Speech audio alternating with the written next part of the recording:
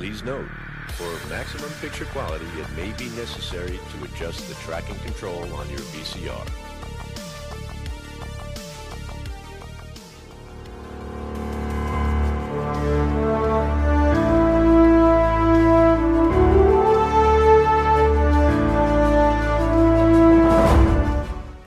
And welcome everybody to this special episode of Adjust Your Tracking. Adjust Your Tracking is a podcast where we're on an adventure to watch a century of cinema, decade by decade, year by year, and I'm one half of your hosts, Liam Delaney.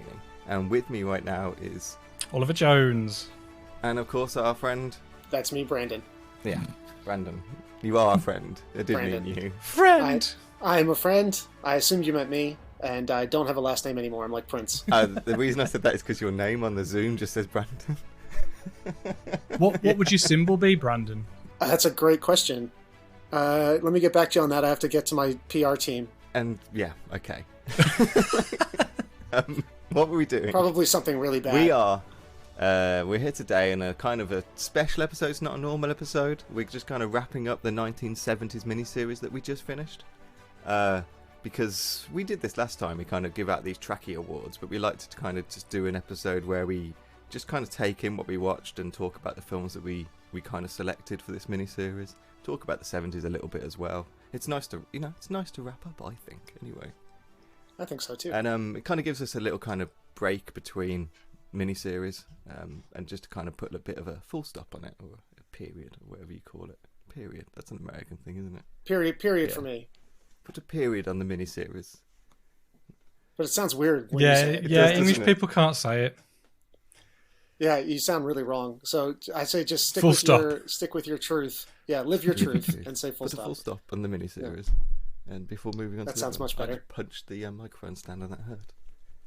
That's the anger. That's some 1970s 70s misplaced anger. anger coming out.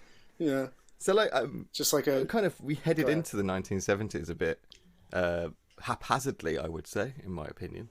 Haphazardly. Very... I think so. I think If you look at the list, it feels very yeah, haphazard. in a good way. I don't mean it, but like I feel like it was a very natural kind of like stumble into the 1970s films, and actually I'm quite happy about the kind of almost the story it told as we went through the miniseries, because okay.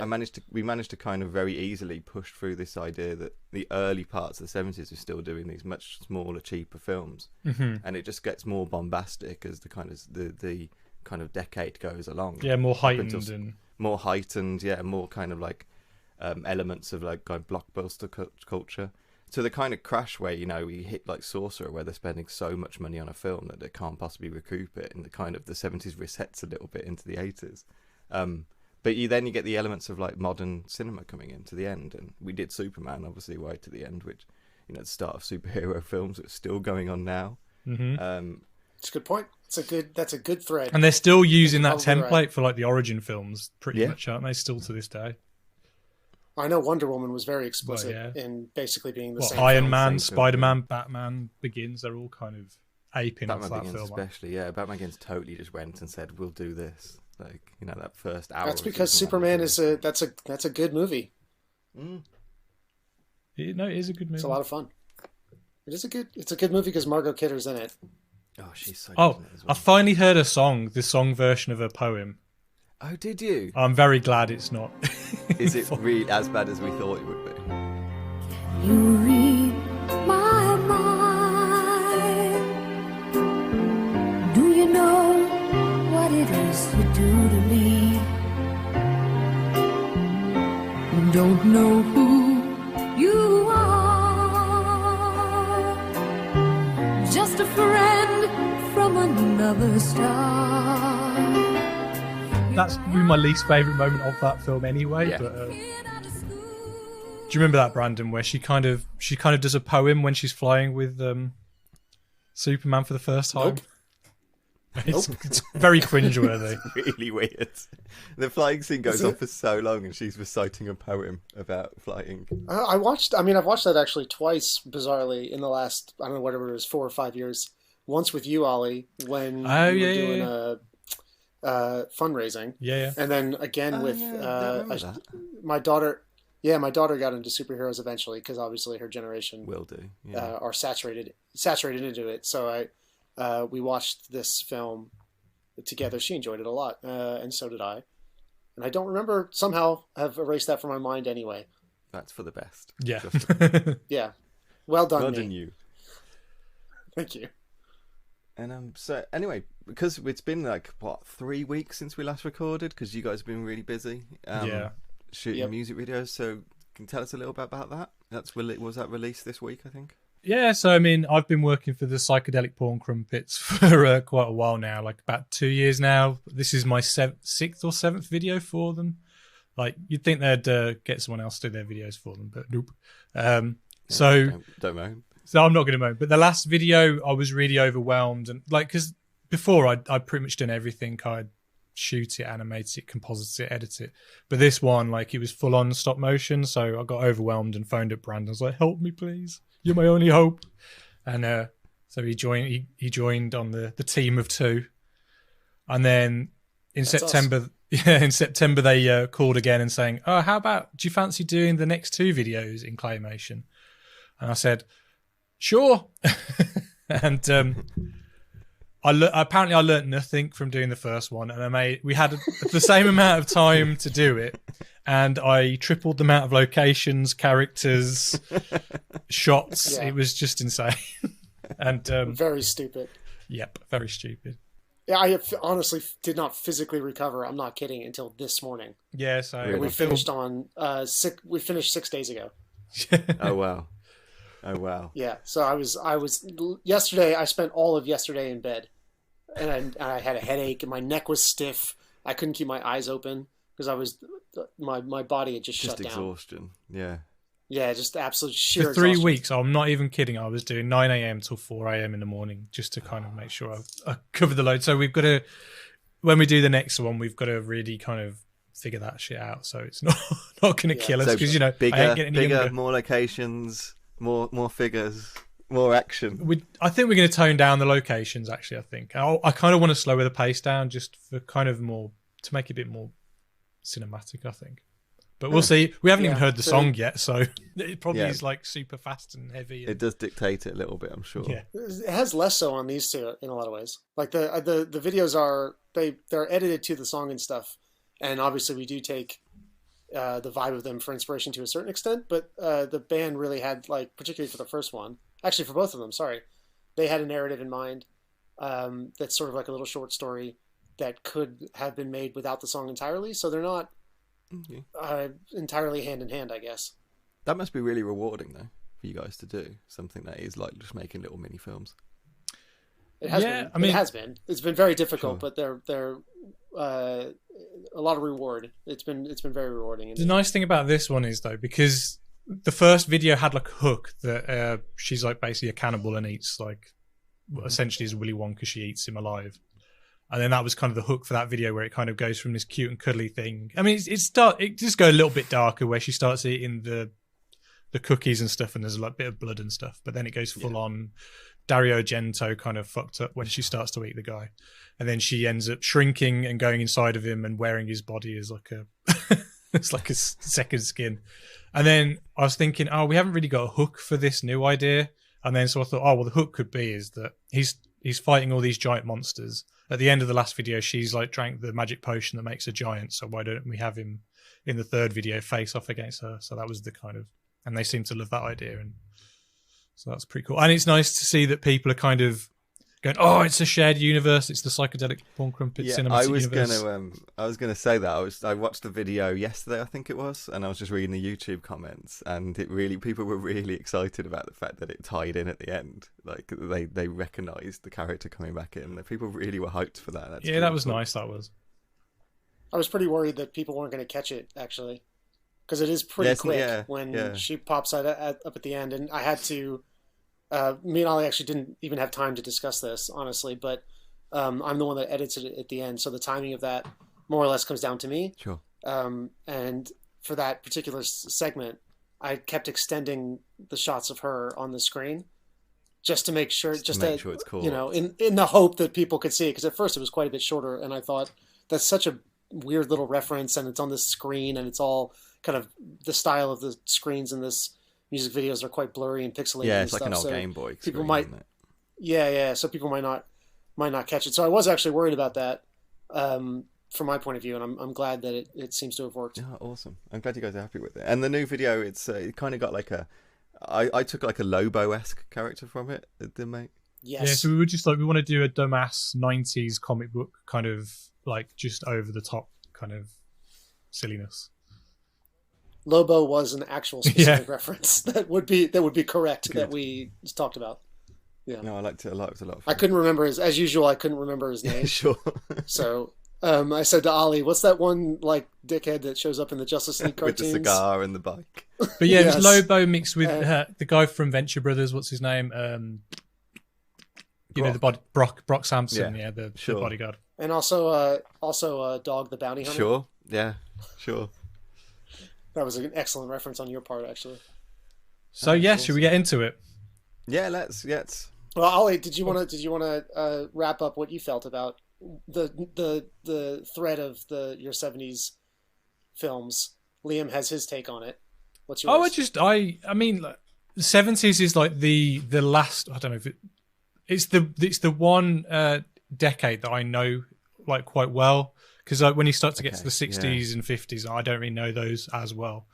Like it's definitely like the decade for me where cinema really like I can go back and I can still watch those films and they can still feel quite current. But we also watch some that kind of that feel quite dated, like you know, like Straw Dogs and stuff. But then you've got films like I keep saying Wonder, which strangely feel quite modern in their approach, even though it was like the first film we watched in that decade, and by far the kind of oldest film. It's also, exactly.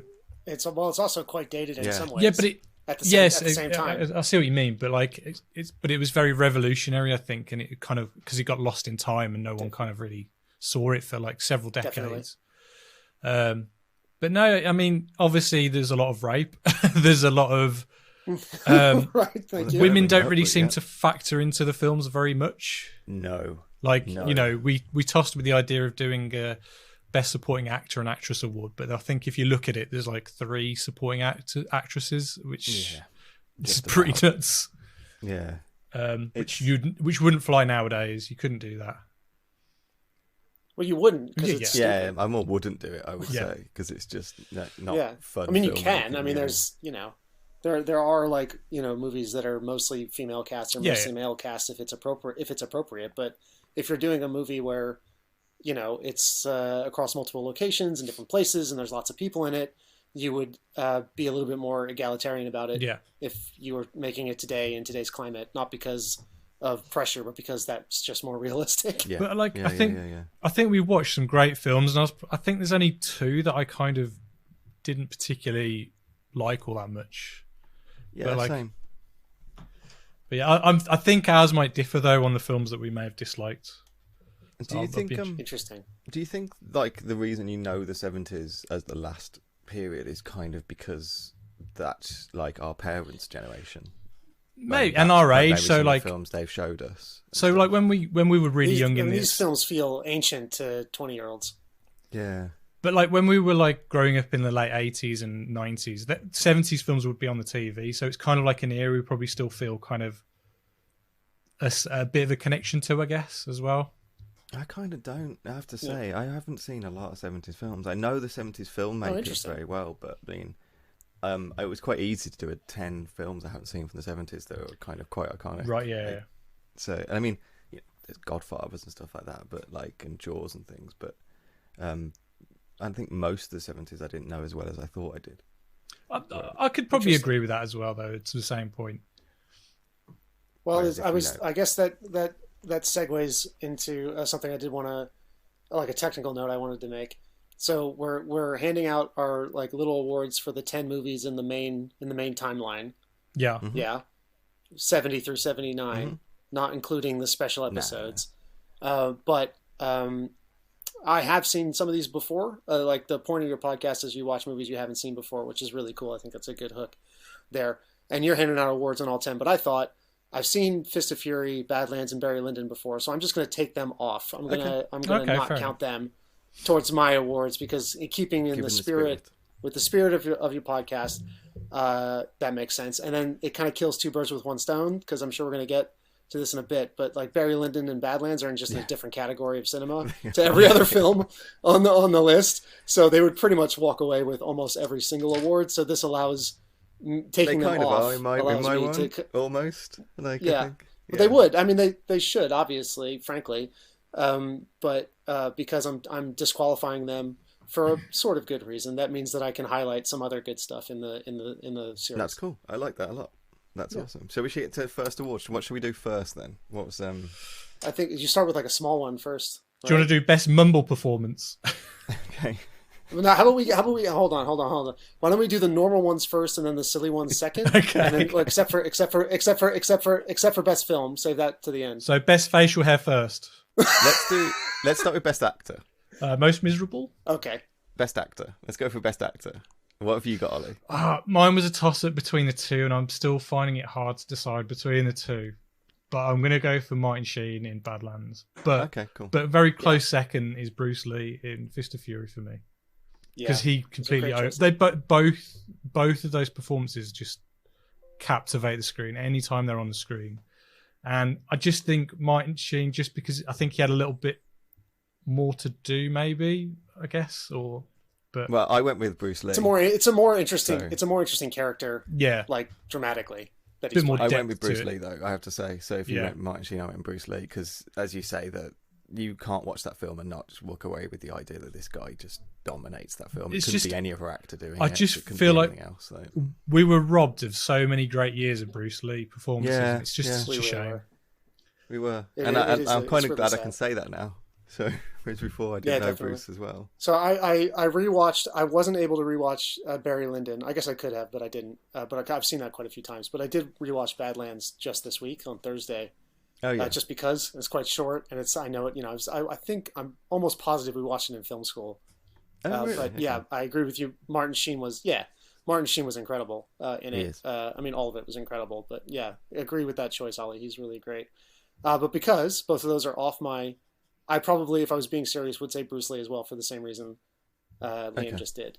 But I'm gonna go with Peter Falk in Mikey and Nicky. Oh, nice. I thought he was. We can get into this at some point, maybe a bit later. But unfortunately, I didn't really love that film, which I hate. Like, it pains me to say it. It kind of fell apart. But both the performances were really strong. Yeah. They were really interesting, basically the whole time. Even by the time you got to the middle of the film, I really wasn't into it. I was still really appreciating what they were doing. Yeah, and particularly. Sure. Falk has this pathos. I've never watched his TV work, honestly, so I don't really know him as except for like in memes and whatever, as Columbo. Yeah, I'm the same. So, and actually. I know him as I know him as Columbo, I know him as the granddad. Well. Yeah. I only knew him as the granddad. Princess Bride. Yeah. I know him much better. And like, I never even put two and two together on that. Honestly, like it didn't even occur to me because the Princess Bride thing is so kind of iconic. It didn't even register. But yeah, so you see this whole other side to him. I think I really liked the beginning and end of that film, and he was amazing in the ending scene in the beginning, and just had this very like interesting balancing act that he was playing the whole time. I love their dynamic. Really, I have to say, I struggled to put one above the other because I just loved them. Well, that's fair. That's fair. I was probably going to go with one of them. Yeah, because I agree, sort of. I like the performances. I kind of. The film overall, like I think what they tried to do with the improvisation for me fell apart ultimately, and they couldn't get it together in the edit, and it just felt like every scene dragged on forever at a certain point, and I was sort of like getting annoyed with it. But the work they put in was pretty impressive. I mean, I agree with you on that. I mean, like I was probably a bit disingenuous when we did the podcast because Liam and Natalie really fucking loved this film. I did, which is great. That's awesome. Not to like and like, it, don't get me wrong, I didn't hate it, but like if I was to have a top 10, it would probably be my number 9 because I found it it kind of meandered a lot, and a lot of the improvisation kind of got a bit too much for me. But like I agree, the two lead performances were great, but like as a whole, it just kind of, I don't know, it just didn't really quite connect for me. But same. But I'm really glad that you guys went nuts for it because it is still an really interesting movie, even though I didn't love it. Oh yeah. No, I definitely do love it. I don't need to defend it. I had the episode, so it's nice to hear like a different opinion. Though. Well, I looked on Letterboxd afterwards because I gave it a fairly low score, and you're not you have some fine company in liking that film. A lot of people do, so I must be wrong, I assume. So what other leading man could we have gone for? Who have we kind of let out of this? Walter Matthau, probably. Is he like Matthau. But I think Matthau kind of plays Matthau sure. in it a lot, even though he's not as human. I think he's funny in it at times, but I don't think he's like, it's not as transcendent. I thought of Matthau. The one that I almost, probably my second choice would have been what's his face in Sorcerer. Roy Schneider. Yeah. Yes, the guy whose name I can never remember. Yeah. I almost went with him actually. I thought he was amazing. There's a real physicality. I mean, to that it's performance strange to think one of the really best impressive. films, Barry Lyndon, has one of the weaker kind of leads. I think.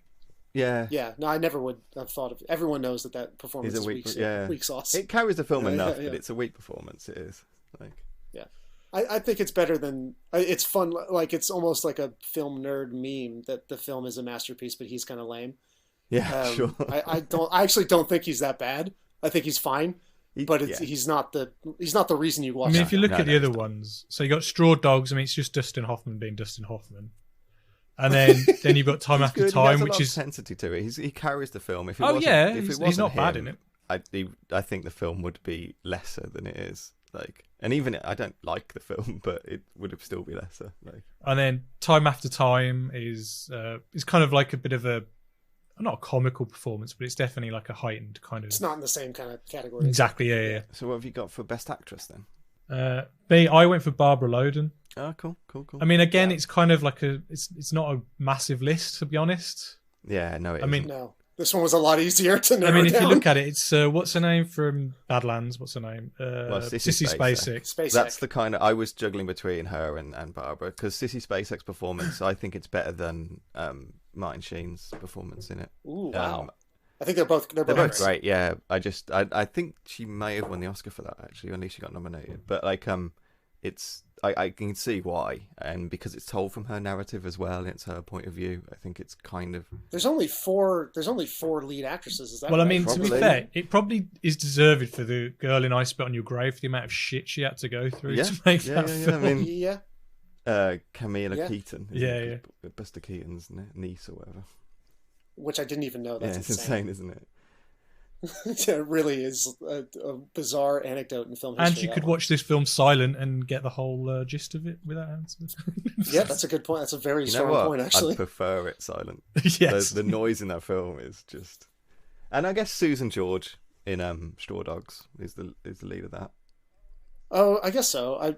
Her character is so not even a character that that was why I couldn't stand that film. But I was thinking of Lady Lyndon, actually. In Barry Lyndon I think that's actually a very good performance. Marissa Barrison, isn't it? Yeah. She doesn't come into halfway through the film. No, this is an embarrassment for female actors. And the same with Mary Steenburgen, who actually she turns up in the film halfway through, and she retweeted our podcast, which was very nice. She did retweet it, yeah. So that was a very nice. But yeah. All that said, the clear answer is Barbara Loden because that is an all-time great performance. It's really well judged. So even and the fact that she directed it as well at the same time, it's even though you have a paucity of choices here, you do have one correct choice that it doesn't matter what the other 9 films were, she could still have won no matter what. I agree. Yeah. So that's my choice, easy, no question. Boom. Lack of competition won, but would have deserved it regardless. And I was going to say, like, we can put an award to best cast as well, because I quite like ensemble kind of casting. 100%. So, yeah, let's do that next. So what have you got? Go on, Brandon, you go first. Okay, well, to me that's an easy one, and that's Pelham, taking a Pelham 1, 2, 3. I would agree. Although there are good choices otherwise, to be totally honest. I think Barry Lyndon's good on that because Lyndon and Sorcerer both have a lot of good side characters. Yeah, Lyndon especially because the way the story's told, you keep coming in and out of these big characters that you kind of remember. At the end of it, those are both great. But the train passengers and the worker and everyone who works on the subway, each character feels like they have their own movie that you could follow. They all feel like they go home at night, don't they? Like, Who's your Yeah. favourite? Is it the gay character who does not come across gay at all? It's been that long. I think my favorite is probably also my answer for best public servant, which we'll get to later. I went for Take the Pelham 1, 2, 3 as well. But I mean, like, as you said, Liam, Barry Lyndon, like, because, you know, Leonard Rossiter in that film, as soon as he popped, I was like, oh, it's Yeah. Leonard Rossiter. And I was like, he's wicked in it. Yeah, yeah. And Guy And, you know, Hamilton, I think, is really great in that. And, like, you know, like the French, is it the French, the general guy who pops up, who kind of becomes his other father figure, and yeah, yeah. you know, there's some nice little characters in that. Is it Patrick Magee or something like that? He's in a lot of Kubrick films, I think. Is that character? And yeah, it's just yeah, it's a whole thing, you know, which works. I think cinematography next. I think this one's an easy one. Yeah, Barry Lyndon for sure. Yeah, I mean, that's like there's no no point point. even doing yeah. that. No Yeah. film looks like Barry so Lyndon and ever. No, it's you could. There is a potential second right answer in Badlands. Sure. Yeah, that's the yeah.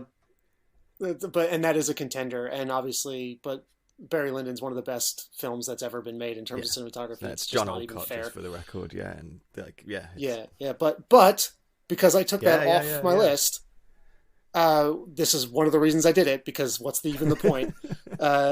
Sorcerer. Cool. I'm going to give it to. Yeah. The source. So Sorcerer looked incredible. The whole way through. The Friedkin obviously is a legend for his like where he puts the camera and how he moves It's it, such a physical and how he film, blocks a scene. Yeah. The physicality of it's incredible. The like the intensity and visceralness of the locations and the action scenes. The shot of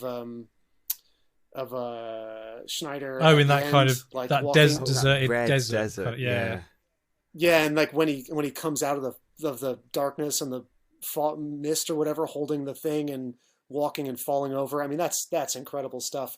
Quick shout out again to Wanda, which I almost went with. Actually, there's some really compelling visual moments in that film, but the budget and the obviously it's in a different kind of category. It's so low budget and so lo-fi that for what it is, it's really kind of compelling, and images from it are still like playing back in my mind. But I had to go with the big dog. So Sorcerer was shot by Dick Bush and John Stevens.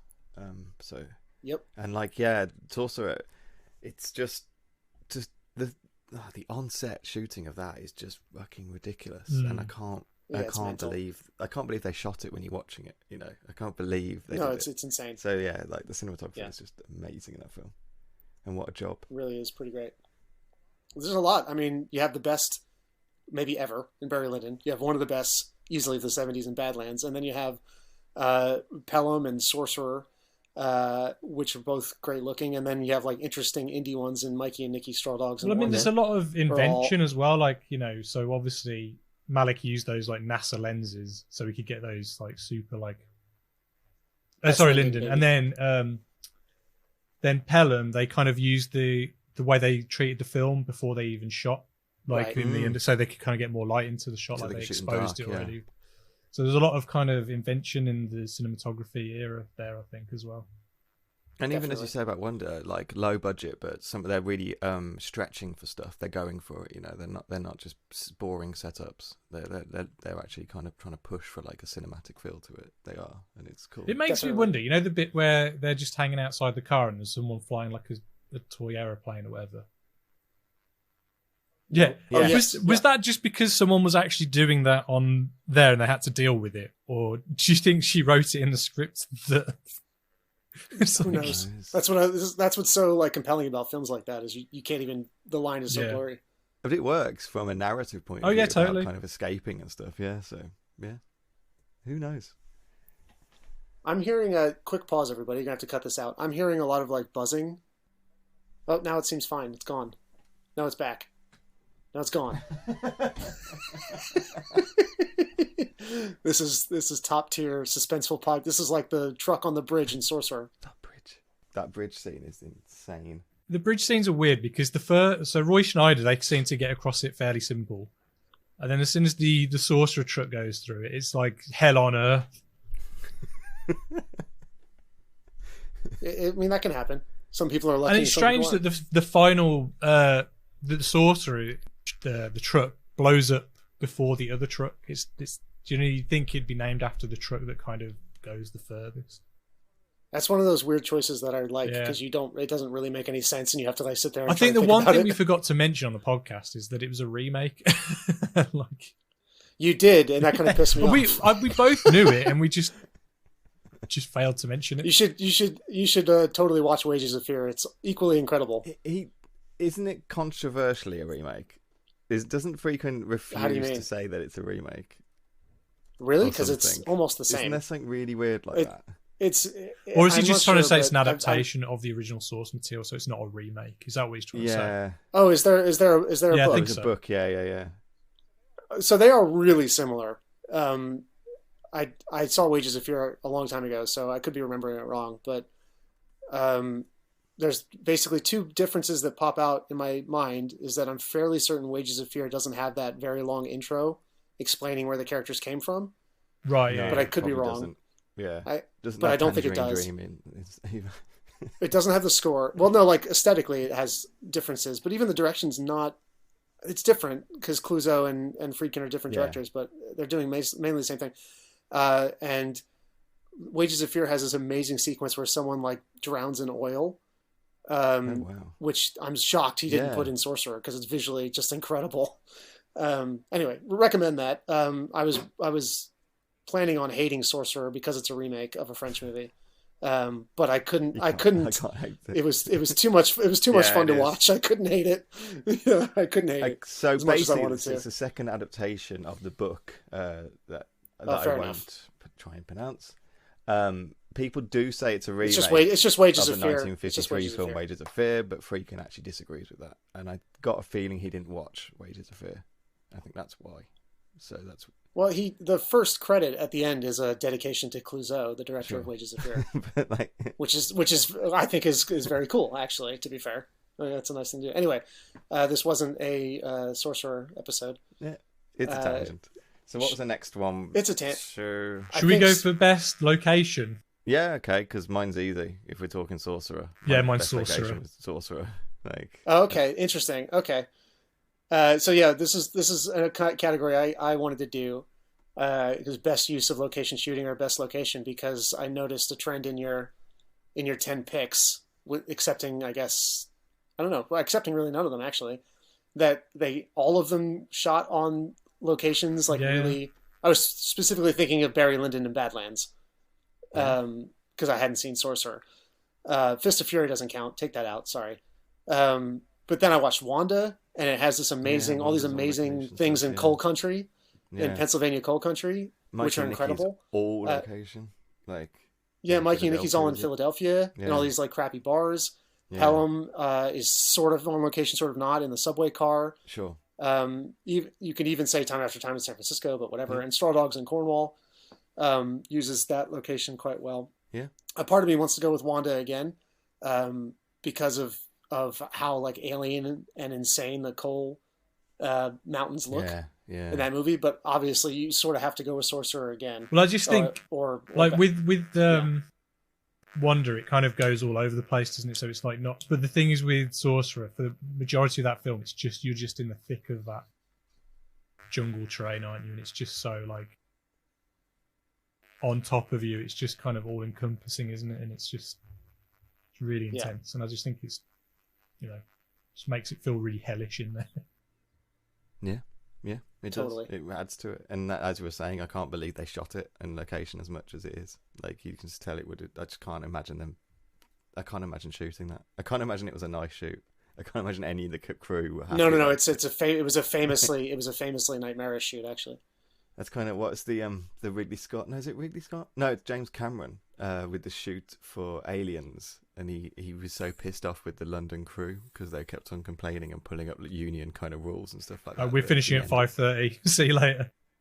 At the end of the shoot, he was like, "Go fuck yourself! I'm never filming here again," or something like that. Was his last sign off or something. Yeah, I think that's one of the things that George Lucas found difficult with Star Wars. Like, to be fair, we do have some of the best like technicians and like some of the best crew around, but again, as soon as it's 5:30, people want to go home and have their tea. So I think, Yeah, because we They don't find- exploit work. yeah, so they find that difficult to kind of. Well, people keep filming. Hollywood keeps filming its biggest productions in London, so clearly it's Yeah. not that much of a problem. Yeah, Yeah, clearly. It's just a problem if you kind of take it to America and say, how about having a weekend? yeah, No, but like even like Star Wars, all the Star Warses after Star Wars were still shot. Yeah. All the studios are in London. All the Marvels do both Atlanta and London. 2 of the prequels were Australia, I think. I think all the prequels were Australian. Oh, really? No, the first one was in the UK. Was the first one because it's full of Australian actors, isn't it? Yeah. Like, 'cause all the extras and everything all Australian. Like, I never noticed. Right, what's next? let's do score. Score? Score. Wow, this is another easy one for me. I'm going back to Sorcerer and Tangerine Dream. Fine. Yeah. Cool. Mine was Badlands actually. George Tipton. The soundscape of that film It is great.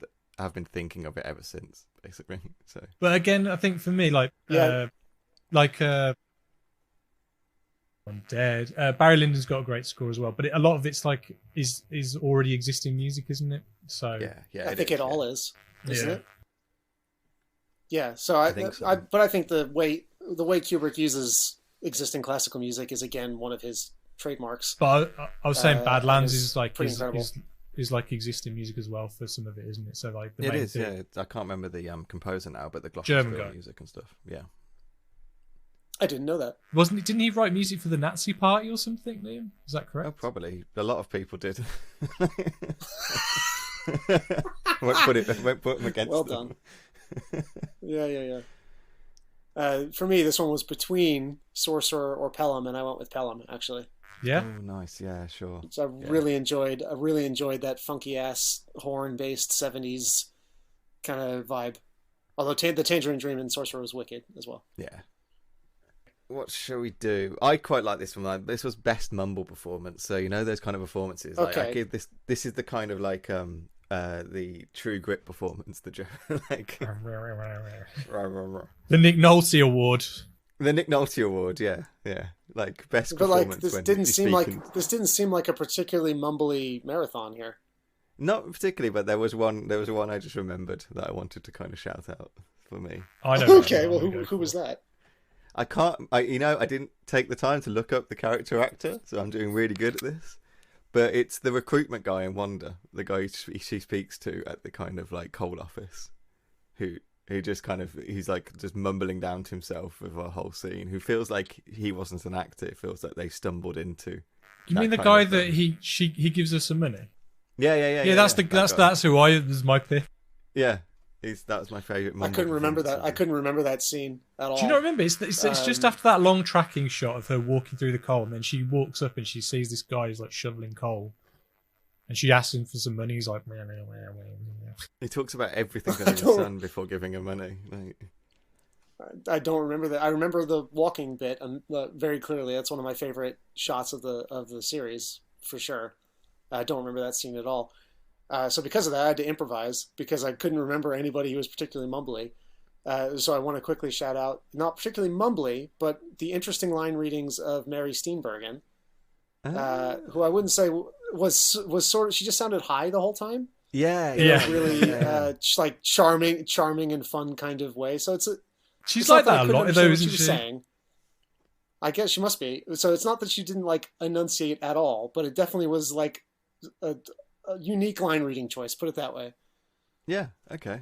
I like that. I like that a lot. What's Yeah, the next so one? What's the next award? The stoned Mary Steenburgen. She's like that in Elf though, because Elf is very similar. It's like a fish out of water, and she's kind of the same kind of. Even though she's like a more of a motherly figure in that, she's very kind of like hey, like all wide-eyed and kind of high energy. Okay, Yeah. so now we're transitioning into the more silly awards, aren't we? What do you mean silly? Facial hair.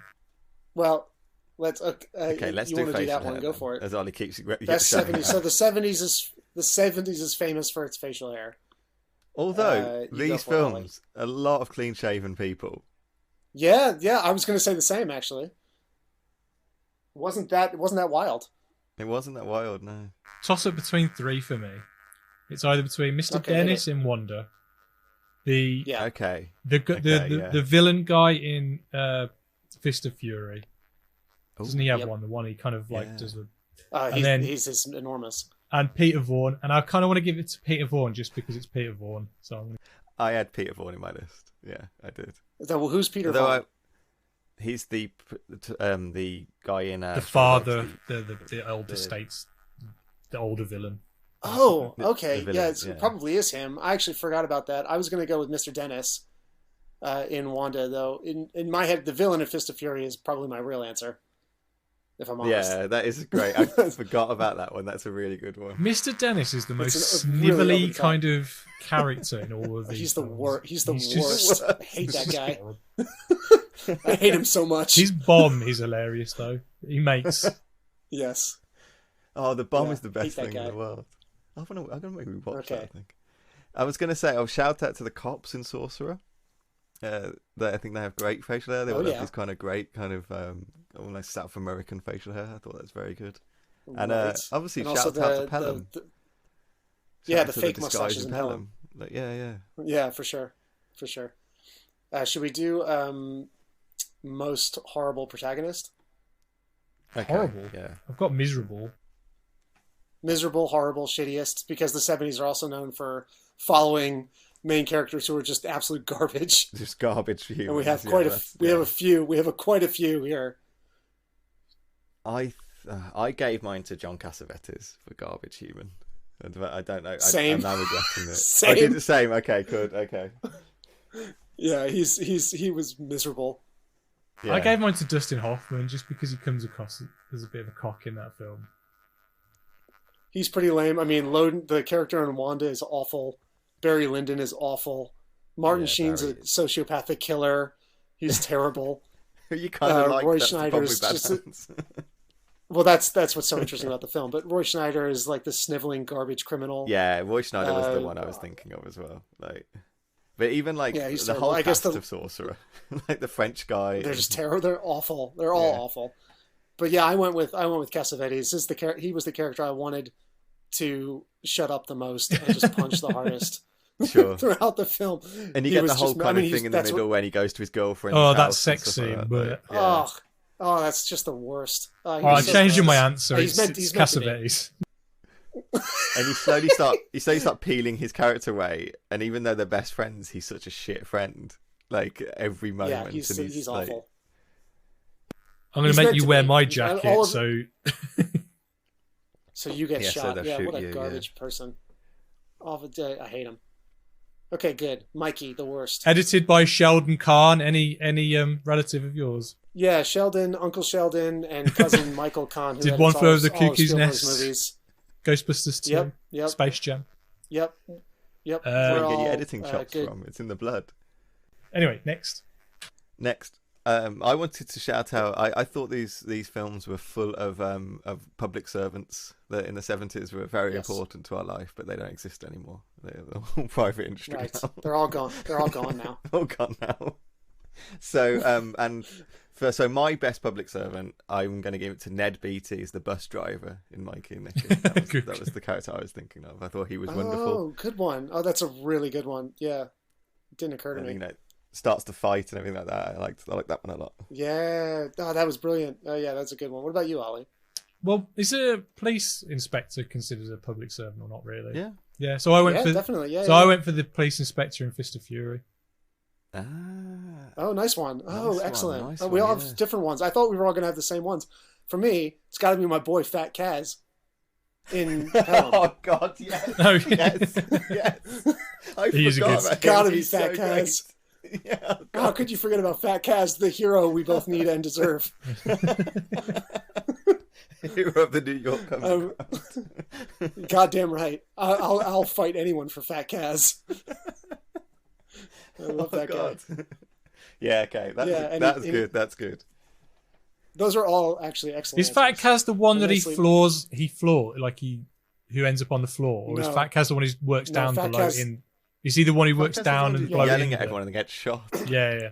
Yeah. Yeah, Fat Kaz is the one who spends the whole time yelling like a total asshole, and then continues to do the same thing to the hijackers. Just treats them like other employees of the subway, and gets shot for his trouble, and then nobody mourns him for even 2 seconds. They just go, "Oh, Fat Kaz died," and move on with their lives. They all knew it was going to But happen to him in his life. That's why they knew Yeah. at some point someone was going to shoot him in the underground. Right. Yeah, I will not move on. I am going to hold the flag and plant it here for Fat Kaz for all of time. There. He has now been properly mourned. He has been. What was the next one? So so I most think 70s moment then. That was yours, Brandon. Yeah, this so has why to don't be you like talk us through that? the most 70s moment or scene. The scene or the moment from these 10 films that most screams like the 1970s to you. So that's open to interpretation. Was it all the rape isn't scenes? it? And there were all, I guess it has to be. Frankly, you probably should have done a whole category just for that. Unfortunately. Yeah. Worst rape scene. Oh God. Anyway, thanks for that, boys. The most 70s moment. Anyway, so you had lots of choices. Could have been lots of different stuff, even though you had some period films here. I struggled to remember personally because it's such a minor thing, but a lot of sexism and casual racism all over the place. Yes. Those are very God, 70s. yeah. That's what Lots of just like, yeah, that's a big one. Lots of just like casually shitty behavior, weird food choices, terrible locations, stuff like that. So one that stuck out to me from Mikey and Nikki was them at that gross bar drinking milk and beer at the same time. Yeah, that's on my list. That one stuck. That was an honorable mention for me. The casual racism against the Japanese at the beginning of Pelham is an honorable mention. I was going to say, me. there's Gotta some forget quite about that. casual racism in Pelham, yeah. Yeah. The introduction of the female character in Straw Dogs making me want to throw my projector on the ground for how sexist it was an honorable mention. But I'm going to go with the one that's the reason I basically came up with the thing was this one scene in Wanda with Mr. Dennis, the aforementioned gross Mr. Dennis, in which he, right after meeting her, they're in a hotel and he starts shouting at her to get him a hamburger at like 2 a.m. Yeah, so it's like 2 a.m. and he's like, "Go get me a hamburger," at like the gas station or whatever. Who knows? Yeah. And first of all, who gets a gas station hamburger at 2 a.m? That's some 70s nonsense. Who screams at a woman that you just met to get it for you? That's some 70s nonsense. And then when she brings it back with like it has ketchup on it by mistake or whatever, you slap her around. Just everything about it, I was like dry heaving and retching and just coming out in hives.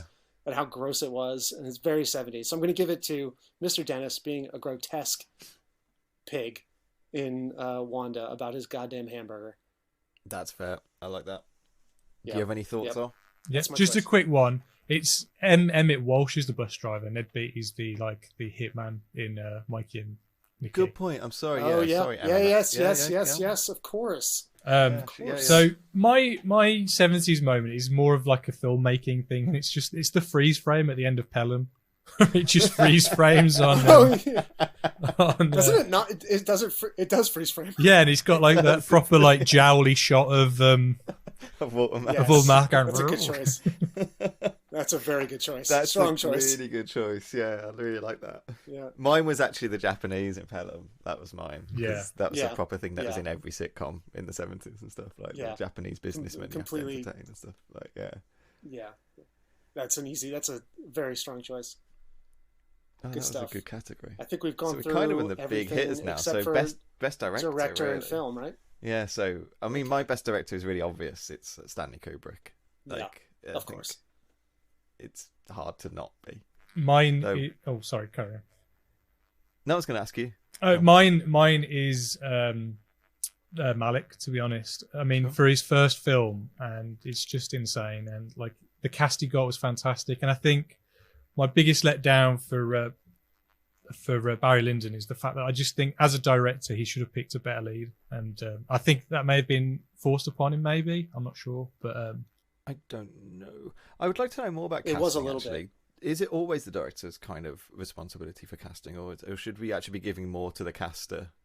you think if someone's Kubrick's level, he could have carte blanche of who he wants to hire. But Did he maybe work with Not someone that he un- trusted? Because he might have just had a casting agent that he always worked with all his films. well, I can imagine pretty though. sure he But for did. the lead character in your film, you'd have a big say in who that should be. Surely, I can understand. he couldn't get the money. He couldn't get the money to do it unless he had an American star.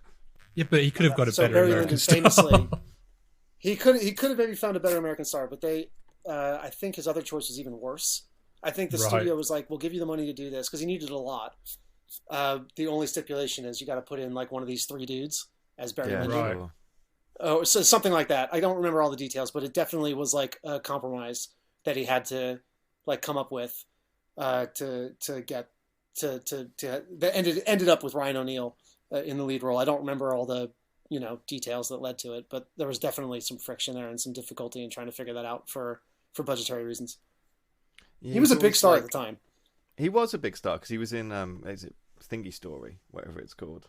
He Love Story. Love Story, yeah. But he's just a very un-Kubricky kind of lead. Yeah, that's all. Like, yeah, those are the two correct choices. Obviously, those are the two choices. Well, yeah, those are the two choices for sure. And yeah, watching Badlands on Thursday, and you told me how young he was when he made it, which for some reason I didn't know before. And watching it again, he was in film school. That's physically insane. That's physically impossible. I cannot wrap my head around that. I'm watching it again with that in mind. I could not physically understand how someone that young could have made that. I can't even wrap my mind around it at all. That is impressive is not the word for that. It's not human at all. Anyway, those are off my list. This is a category I find kind of bizarre because the best director is whoever made the best film. And that's just there's no you kind of can't separate the two, so I don't really understand why we do at all. But obviously the two correct choices were taken off mine, so this comes down to the same two films that most of mine have come down to. It's either Barbara Loden or William Friedkin, and I can't really choose between the two, so it's a tie. Lame. You must pick one. I don't care. I'll pick Loden just because, even though it's probably not true. But just because I don't know, I feel like she's someone who really got shafted. To be fair, it was probably just as hard for both of them to make those films, but for totally different reasons. For completely different reasons, for completely different reasons. Like in terms of like technically on a technical level, it's Friedkin all the way. Like that's not even in the contest. But in terms of breaking actually getting something made. It was just getting something made and just doing it on your own terms in that time for her is also really impressive for sure. And just wanted to shout that out one more time. So those are my answers. Those are good. I like it. I think you're right. In that order anyway. So we're going to count down best film. I like to do 10-1 anyway. I know Brandon's going to object, but okay. Yeah, I've got one. No, I do object, but I don't even know how I would do it. To be honest, we don't really have to discuss them because we've talked a lot about each film already, to be honest. So no, I'm trying to rank them right now in my head. I'm just going to go randomly, I guess. So... Okay, yeah, no, I'm ready. Go ahead. So my number 10, I think, is quite obvious, is I Spit on Your Grave. Yep. Shall I go Shocking. 10-1? Yeah, just go for it. My number 9 was Straw Dogs. My opinion of that film has dropped every time I've thought about it. Ugh. I hate it. 8 so was Time After Time. I liked Time After Time. Yeah. But I think it's lesser than the rest of the films that we've watched. It's a just TV movie, enjoyable. isn't it? Yeah, it's just enjoyable. That's all you can say. 7. I think we're going to disagree on this list a lot, actually. But 7 for me is Taking of Pelham. 1, 2, 3. Oh wow. 6, Fist of Fury. 5, Wonder. 4, Sorcerer. 3, Mikey and Nicky. 2, Barry Lyndon, and 1, Badlands. What? Very nice. So, Ollie? So mine is, no surprise, last is I Spit on Your Grave. Sure. Next is Mikey and Nicky. Mm-hmm. I think next is Time After Time. Yep. Then Straw Dogs, which is controversial, but I think there's enough in there that I think is good. There's just a lot of questionable stuff in there, but there is some great bits in there. A lot of questions. Yeah. Then it's Taken of Pelham 1, 2, 3. Mm-hmm. Then I can't decide between these two. I'm gonna say Sorcerer, Fist of Fury, Wonder, Barry Lyndon, and then finally Badlands. Both Badlands. Okay. I'm loving. Yeah. I'm surprised number one's Badlands for both. I think I'd have to give number one to Barry Lyndon. I think if I was adding them all, but Badlands, like you can't complain. at all. But it just came again, down when I was ranking taking them. those. Badlands is just that was like they're both amazing films. Just Badlands, just stuck with me a little more. Badlands was the film that we That's watched, amazing. and I was like, "Why have I not watched this before?" Like, I was angry at myself for not seeing that one before. So that's why it had to be my number one. I was just like, "You're a twat." Yeah, Younger me is a yeah. dickhead. You are. But it's why I gave Yeah, director absolutely, to Barry Lyndon, actually, because Badlands, I Interesting, stuck with me a little okay. more. I can understand why I haven't No, seen but- Barry Lyndon, to be honest. It's a period film. No, that that's- makes sense. And I probably wasn't that interested in watching It's it. a but 12-hour long period. Yeah, film. exactly, yeah. Kubrick, yeah, sure. Yeah, it's whereas Badlands is short and But sweet. And it's all no that stuff. surprise that it's good because it's directed by one of the masters of cinema. So Yeah, why I hadn't watched that as well. I was again watching Badlands again, just always amazed at how much Malick is such a painter with light. Yes. Like he makes it look so easy, and so does Kubrick. They both have that in common. But like even the more casual scenes in Badlands that aren't amazingly breathtaking, like there's breathtaking scenes and shots all throughout that film, obviously. But there's lots of like more casual ones that are indoors that look really quite realistic, and you don't really notice. But Ollie and I can tell you that making indoor lighting look natural and normal is like the hardest thing. It's impossible, and he does it with such ease and such grace. It just is frustrating. As a filmmaker, you watch that and you just go, "Fuck you! I hate you so much. Why are you so good at this?" I do, and Anyway. Malick has been my lesson from this miniseries. Actually, I've always said I liked Malick, but I never saw Badlands, so it's a bit silly to say I like Malick, really. But like that now, He's a proper I've been poet. able to go and watch modern Malick and actually appreciate it more because I feel like I've got a bit more grasp on him. Well, and can kind of understand. Yeah, him a no, little bit now. I haven't watched his last few films, to be honest. I mean, it spurred me to watch Days of Heaven, which I loved equally as much, to be honest. I Days mean, of Richard Heaven's Gere amazing. probably is a lesser he is, protagonist than Martin. Fuck's sake, Sheen. Sheen. But I thought it was equally as beautiful. And I think the one thing I think Malick's got over Kubrick is he's a bit more humanist. His characters feel a bit more. Yeah, I don't know. definitely. Not relatable, but they feel a bit warmer. They've got a bit more compassion to them. They've kind of because because Barry Lyndon is like improvisational. Because Barry Lyndon is basically like a narcissist or whatever. He doesn't give a fuck really until he has a child, and I think he only he's cares gross. about his child really, and Well, that's I only think- because it carries on his lineage. I think Kubrick is a narcissist, Yeah. really, and he wasn't a very humanist person. I mean, all accounts, he wasn't very nice to work with or anything like that. So that I've heard adds up. various accounts of that. To be totally honest, I feel like that's a little bit overblown. Oh, really? Is it just maybe just dependent? yeah, on, No, I think it depends on who you talk to. He was That's what I certainly mean, a dickhead during The Shining. That's a famous Sure. story, is that he was a dickhead during The Shining. yeah.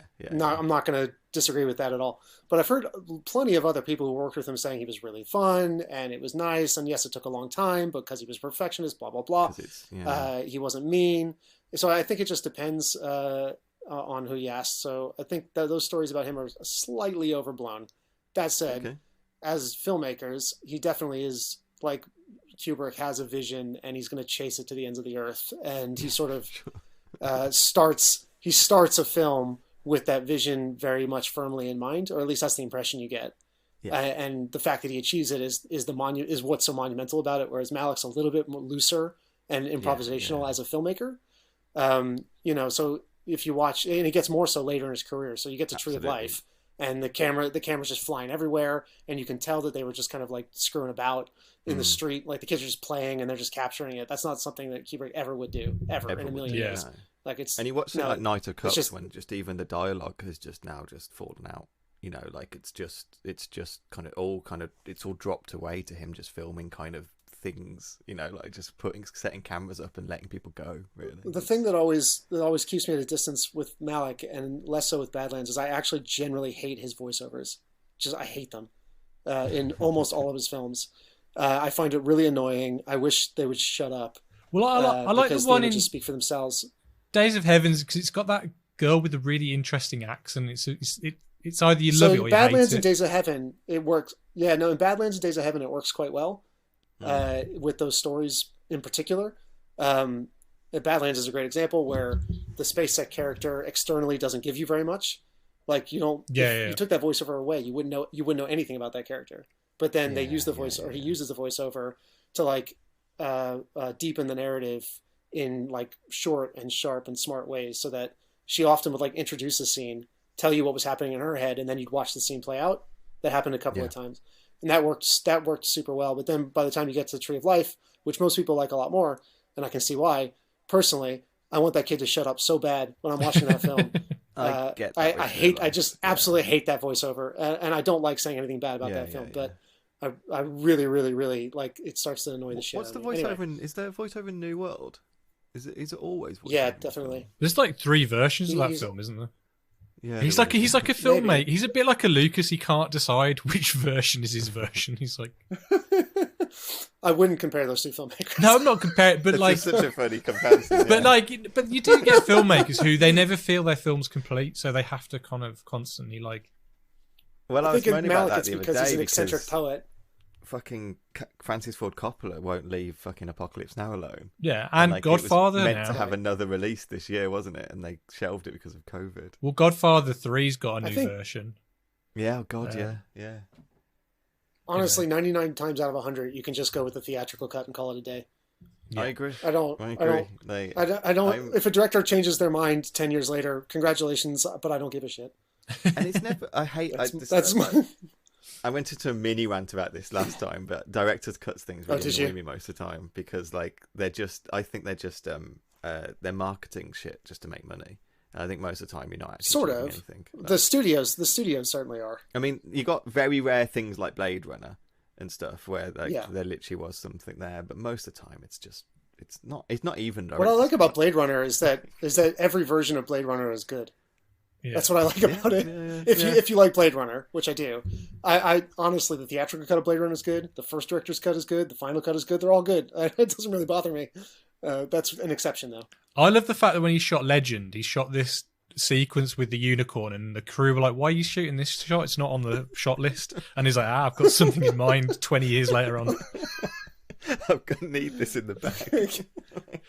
But I think with a lot of director's cuts though, sometimes it's the first version that they put, like just after the assembly cut, it's the first version before the studio sign off on it. So the director may have a director's cut, and then the studio goes, "No, it needs to be 2 hours because we need to get X amount of screenings in per day," so they'll cut it down. So sometimes there is a director's cut that is actually... That was only true for Orson Welles. Right. I mean, you do get some directors. That's bullshit. You do get directors who get final cut though, don't you? So like Christopher Nolan will always have final cut. Sure. Steven Spielberg will always have final cut. So that version you watch is the director's cut. It's just rare. I think rare times it improves stuff. I think that's all. I mean, I guess it's also Aliens 3, the assembly cut does improve it, but Fincher actually says it's shit as well, so it doesn't really matter. I think there's a certain like reverence we pay to directors, and we just did, and I'm happy to do so. But people that produce film are not always villains. No, and a lot of them do. A lot of people who are producers, some of them are money grubbing shitheads, and some of them are people who really love movies and help get them made. So sometimes the producers coming in with notes do actually make the film better. Do you know what they want about? And the director just doesn't want to believe it. No, that can happen. And sometimes you should let the editor edit a film. That's what I also agree with. Like, sometimes they know better. Like, yeah, there are certain directors you can get attached to scenes or shots that you really loved at the time, but the producers and or the editors or somebody else on the crew will maybe be less attached to it, and will see that it shouldn't be in there or it should be shorter or whatever. That happens all the time. Yeah, there's like this famous like films where the director said, "I signed on to direct this film because of this one scene, and it's not even in the final film now because it just wasn't needed to tell the story." Do you know what I mean? So anyway, we haven't done your 10, Brandon. I'm sorry, we started chatting away. Yes, well, I'm gonna take out the 3. I'm gonna take out Fist of Fury, Badlands, and Barry Lyndon. But if I didn't, it would be probably Badlands 2, Barry Lyndon 1, for sure. Just because I'm just a whore for Kubrick cinematography on that, and I'm not gonna back down on it. I'm not sure where Fist of Fury would place. That's a tough one, but certainly Spit on Your Grave is last. That's an easy. That's not even that's just not even a film. I'm really annoyed that ended up on this, because there had to be a good movie we could have watched from that. Well, no, there was a reason why we picked it, and it was because it. I know, and James. Your episode was brilliant, actually, and James was brilliant. What a perfect guess though! Like his dad was the one who got arrested for. That's amazing. What an amazing story. Yeah. All the Paul and Natalie were great as well. And so Sure. shout out to all the other guests here. They were really, really fun. But that story in particular. That Brandon Kahn, though. Get him I hate off. that guy. Speaking about people who should shut up. Anyway, so that but there definitely could have been a better film we could do for that year. But I was like the fact that we. I mean, I wish. Yeah, no. So your episode was really good. I wish I didn't watch it. Let me put it that way, and not because of the content, just because it was so bad. I didn't watch it half the way through. God, I had to pause it. It was just so bad. Yeah, I kept messaging him, going, "What the fuck? Why?" And then after that, I would. It's tough to say which one I like. 78, actually, now you've talked. I'm now thinking what we could have done. I mean, that I haven't seen. Tons of stuff. Convoy? Hold on. Convoy, what's that? I just know the song. Well, I'm gonna derail my list here to find out better films from 1978. Cheech and Chong Up in Smoke? I've never seen that. That's a good one. That's a good one. It's a classic. All the Cheech Chongs are good. So let's see. Days of Heaven is right there. What is this? I haven't seen whatever this is. Invasion. Oh, the 78 Invasion of the Body Snatchers. I would have liked to see. That film. Yes. I haven't seen that. Haven't you seen that? Attack of the Killer Killer of Sheep. Is that one with the famous The image film of that Donald Sutherland pointing his finger out? Yes. The film that I would have picked if it was me would be Killer of Sheep from 1978. Is a film I haven't seen that I keep meaning to watch, which I haven't. And The Driver. Midnight Express. as well. That was a big one, but I don't really feel like watching Midnight Express if I'm honest. No. You should have watched Gates of Heaven, but I've seen that before. Plenty of good movies. That wasn't one of them. All right, so Anyway. yeah, it was barely a film.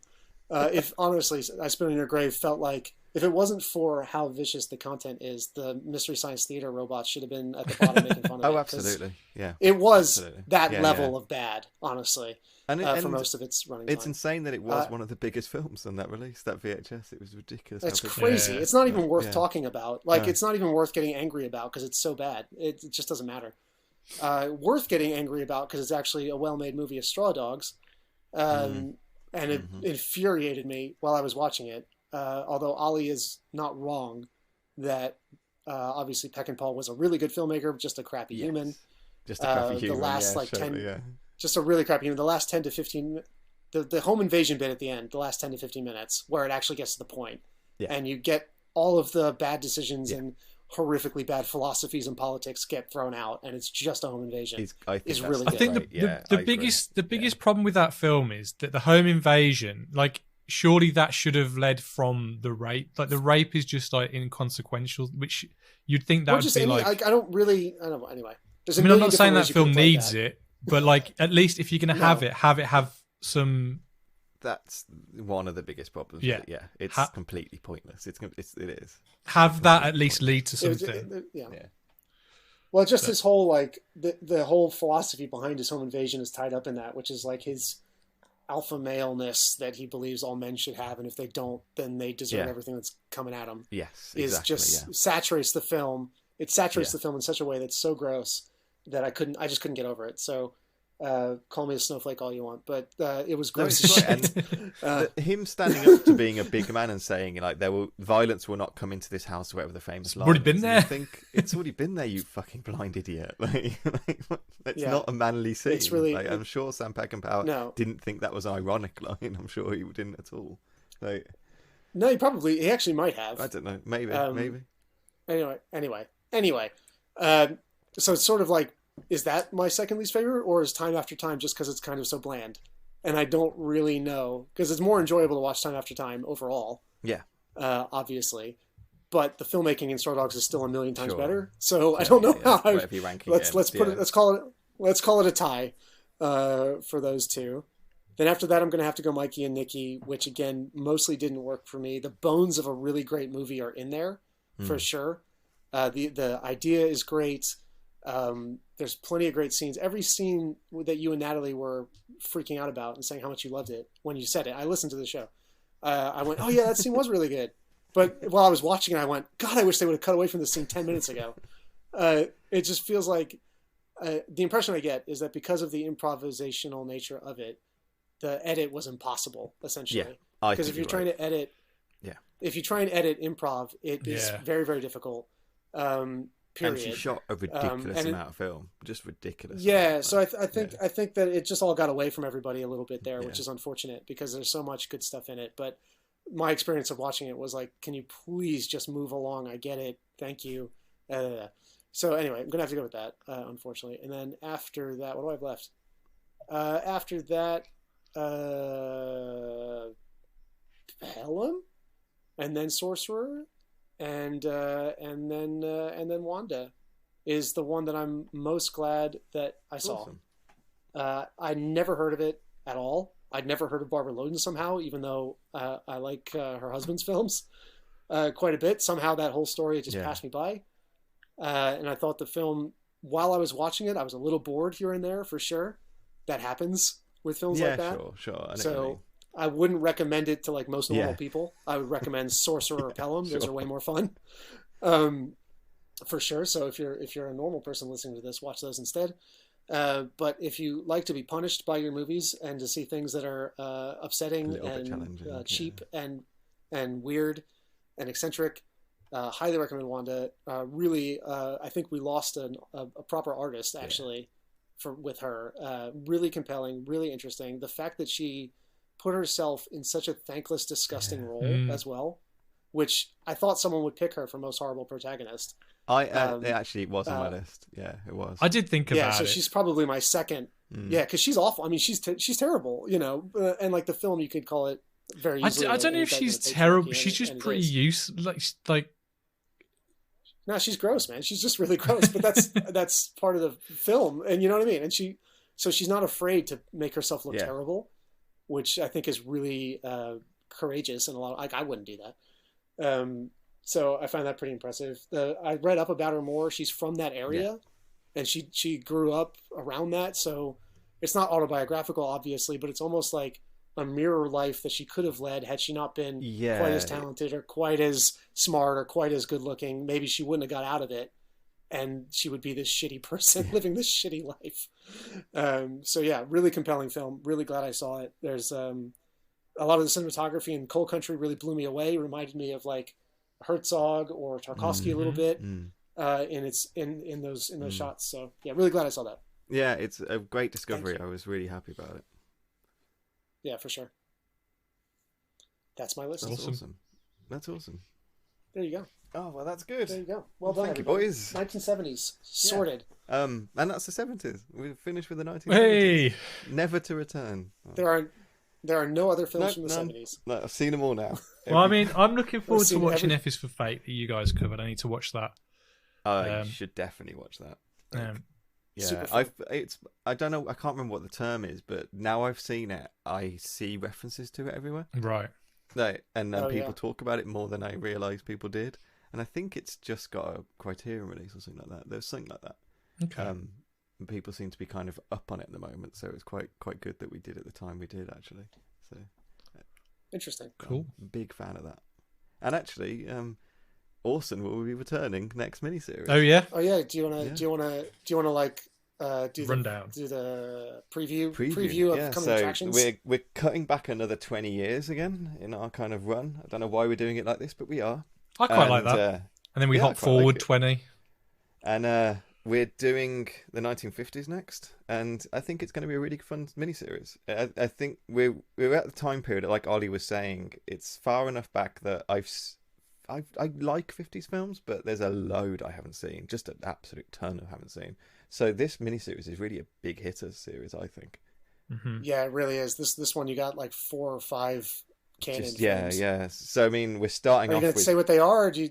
So we're starting off with Kurosawa, Rashomon, and I will say this: I have seen Rashomon, but it's been that long, so I'm looking forward to rewatching this one. I've only ever seen Seven Samurai, and actually I rewatched it not long ago, about a few days ago, because I actually didn't remember a thing about it. So it's a similar sort of thing, actually. It's a lot. That's a lot of movie. That one is to remember.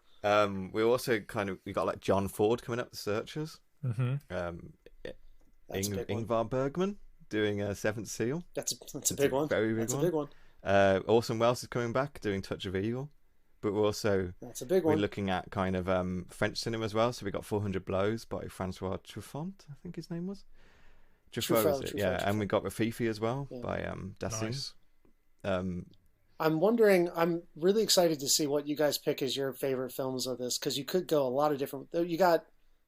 I've seen more of these than I did in the last one. I think. I can't remember if I've seen The Searchers or not, actually. But Rashomon usually is my answer when people ask me what's the best movie ever made. That's usually what I default to. Cool. So that's my personal favorite right off the bat on the list. But then Seven Seals, super fun. It's one of those films that's way more entertaining than you think it's going to be. Okay. Same with Touch of Evil, and 400 Blows is fantastic. So, and Rafifi's when you get to the sequence that's famous in that, you're going to be tightening your ass. I'll tell you that. I know the sequence, so I'm looking forward to it. It's so See, great. I really wanted to do Night of the Hunter, but that's the same year. So I think we're going to do that as like a bonus, like yeah, special. we will. Yeah. That movie is also. But we've also got Alec Guinness coming up in a Ealing comedy. I thought you were going to say as a special guest. I was like, what? Oh yeah. We got Alex calling on in, and we're going to be looking at a female film director as well, Ida Lupino, looking at her film The Hitchhiker. I can't wait to watch that. Actually, I've never seen that one. We've also got Vincetti Minnelli. Is it The Bad and the Beautiful? I'm never good at names. But is it Vincent? Is it Vincent Minnelli? It's just Vincent, isn't Vincent Minnelli, is it? Yeah. Kirk Douglas film. We'll call him Vicente just for fun. Yeah, sure. And we're going to from proper like crazy 1950s horror as well with them. That's a fun one. Giant ants. So that should be quite a fun one as well. So naturally, James is going to join us for that one. Yeah. Are you guys doing like a B movie every time for James to come on? Maybe. I don't know. Is I spit on your grave a B movie? That's a good idea. It's a Z movie.